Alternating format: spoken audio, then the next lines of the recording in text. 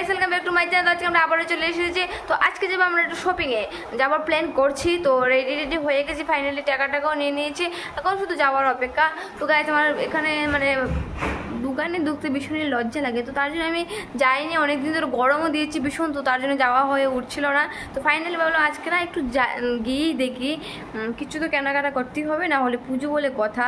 তো আমার তো শাড়ি আগেই এসে গেছে, আমি অনলাইন অর্ডার করেছিলাম, তো ওখান থেকে শাড়ি এসে গেছে। এখন শুধু যাব কিছু টসমেটিক কিনবো, আর কিছু কিনবো মানে বাড়ির জন্য কিছু ড্রেস কিনবো।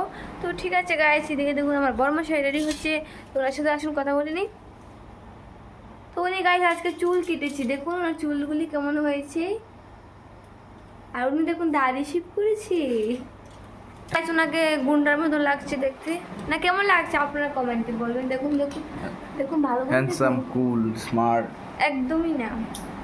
আচ্ছা গাইস ঠিক আছে, তো আমরা এখন বেরোবো দিকে। তো গাইস ঠিক আছে, ওখানে গিয়ে আবার ভিডিও হবে। Bye bye. তো আপাতত বাই বাই সবাইকে, আমরা এখন আসছি।